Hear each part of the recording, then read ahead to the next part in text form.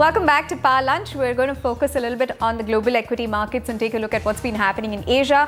Most of Asia today has been swinging between gains and losses, particularly when you look at the Japanese markets. They have declined today as the yen pulled back a little bit. The MSCI Asia Pacific Index was it also closed in the red, and you've got the other markets like KOSPI, KLSE, Singapore's Straits Times, Hang Seng, Shanghai Composite pretty much unchanged there with a slight negative bias. European markets have also opened in the negative territory. In the oil market, you've got oil prices regaining some semblance of stability after that drop that we saw in the previous session, as traders start to question how soon can the Iranian deal translate into higher oil output in the market. And on the currency front, like I mentioned, the yen has seen some reprieve. It's come off a four-year trough versus the euro versus the dollar as well. The dollar index is up against a basket of currencies, and the euro at this point in time looks a little resilient, 1.35 there. Nick Parsons, Head of Market Strategy with National Australia Bank, is with us right now on the phone line from London. Nick, hi, this is Bianca. Thank you very much for your time. You know, the euro has been gyrating since last Wednesday's sharp decline when we had those media reports about the ECB indicating that one of its key interest rates could go into the negative. Do you think there's a possibility that can happen? Well, good morning, Bianca from London. I personally would be extremely surprised if we were to see negative interest rates from the ECB. I think what we're seeing is talk of lower rates as a proxy for talking the currency a little bit lower. I think they want the market to believe that they are not finished with all the monetary tools that they have in the box. So I think we're going to see more and more talk about the possibility of negative rates, but without it actually being acted upon. And I think as long as they keep that uncertainty in the market, they would feel that monetary policy has still got a role to play. Talks and speculation hurt just as much. Nick, later today we've got the Bank of England Governor Mark Carney answering questions on monetary policy, on economic outlook from lawmakers. Any particular watch point for global investors?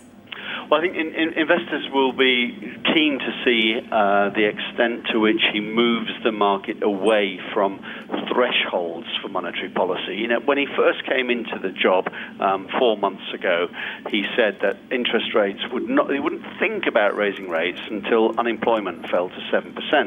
Well, the very great likelihood is that unemployment will fall to 7% some point over the next 12 to 15 months. And I think rather like we've seen from the Federal Reserve Bank in Washington, he's going to say, actually, you know, when I said this was a threshold, what I really meant was a signpost. It was a milestone. It was something that we had to get to, but it's not going to be the final arbiter of policy, because central bankers everywhere in all the major economies are absolutely desperate to signal that there will be no early rise in interest rates. They want to keep the market believing, and they want to keep investors, households, businesses, and consumers still confident in their ability to borrow without being fearful of rises in interest rates. So it's not something that's just UK specific. We're seeing it in all the developed economies. Sure. Just a word on the dollar, Nick. A number of the dollar pairs, they're already trading at the higher end of their ranges, and data, I guess, is unlikely to be consistent enough to indicate an early tapering. Would you be bullish on the dollar going into 2014? Would you at least talk to your investors about going long on the dollar? Yes, we would. The US is the only one of the developed markets that's going to be capable of growing at close to 3%. I think we're going to see continued rises in the main asset class for investors, which is their house. We always focus on what's happening to the Dow Jones or the NASDAQ or the S&P 500. The asset that matters for most Americans is the value of their house. So if house prices are going up, if consumer confidence can stabilize, and if we're in a background still where interest rates are going to be low, then I think we can see activity in the US picking up. We've had 3 consecutive months where new orders and production in manufacturing have been above 60 in the NAPM. We've got consumer confidence stabilizing. And one thing we'll get later this week, and I'm pretty sure of this, I'm sure you'll be doing it yourselves, Bianca, is you'll be talking about the sales after Thanksgiving. You know, you'll be talking about what happened to online retailers, what happened to bricks and mortar retailers. We'll be looking at shopping. We're looking at U.S. consumers. And given that we've got asset prices on the rise, employment picking up, then I think in the near term we've got the potential for some possibly good news on the U.S., which ought to help underpin the dollar. Yes. Okay. You know, according to Bloomberg, Nick, valuations on the MSCI Asia Pacific Index yesterday climbed to 13.9 times estimated earnings. Do you think that around this region we're looking at a technical pullback? Would you advise investors to perhaps take some money off the table right now? I most certainly would. I saw that story to which you refer. Yeah. And I think if we look at EM more broadly, it should have done better over the last 4 or 5 weeks. If we look at the ongoing liquidity support, if we look at the lack of bad news, if we look at what have been some fairly decent corporate earnings, you have to say that EM ought to have done better.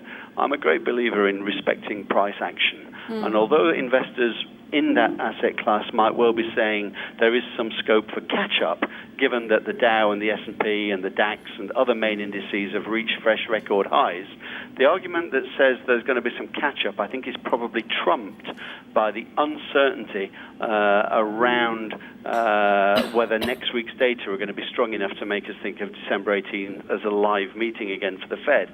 And I think that there's every incentive for investors just to be lightening up, take something off the table here. You can always get back into this, and if you need to get back into a higher level because the fundamentals justify it, then so be it. But I would have said near term, for me, the watchword is caution. Caution, okay. And cautiously optimistic, that seems to be the word that's thrown around a lot. Nick, thank you very much for your time and for the perspective. With that, we're going to wrap up this conversation right now and go into a short commercial break. You've got mild recovery visible on the European indices there. We'll be right back and focus on the metal space here in India.